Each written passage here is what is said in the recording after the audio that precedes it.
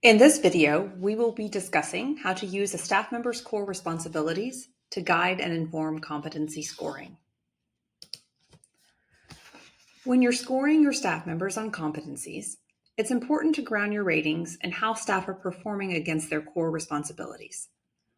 Competencies don't exist in a vacuum. They show up in how someone does their job. Considering core roles and responsibilities helps to ensure that we minimize the subjectivity of competency evaluations and support them to be grounded in role-specific outcomes.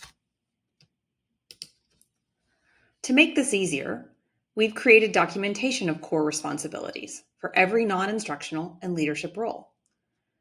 You can access them directly in Perform when you're rating indicators on the competency rubric. Okay, so now let's take a look at a sample scenario of how to do this.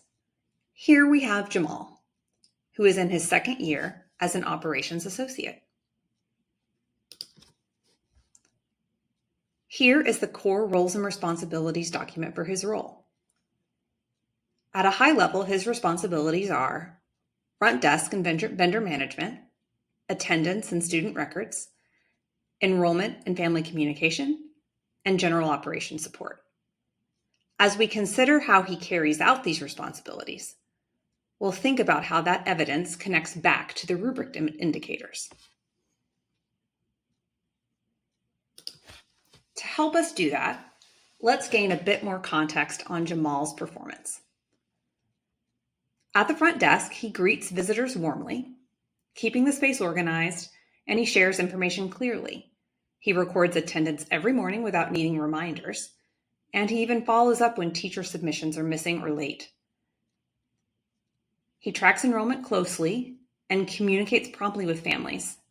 He adjusts his workflow when backlogs pop up. He also delivers weekly reports on time and coordinates with vendors effectively. And he often anticipates conflicts before they escalate. All of this gives us a strong basis of evidence for connecting Jamal's performance in his role to competency scoring. Now that we have some context on Jamal's performance, let's use that information to rate Jamal on these two indicators: follow through and meets deadlines. Let's start by looking at indicator 2.1. Follow through. The context we shared shows Jamal reliably enters attendance records daily and fixes errors, while also tracking and reporting enrollment progress on time. These behaviors in his role align with level 3 on the rubric. He follows through reliably. He rarely needs prompting, and he completes work effectively and on time. Based on this role-specific evidence, Jamal's score on this indicator should be a level 3. Almost always meets expectations.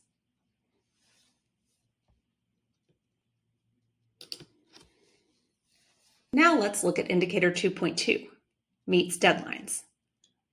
Based on our performance context, we know that Jamal communicates with families the same day and submits attendance and enrollment and data on time, even alerting his manager early if backlogs might happen. These behaviors align to a level 3 rating. He meets deadlines consistently and communicates proactively.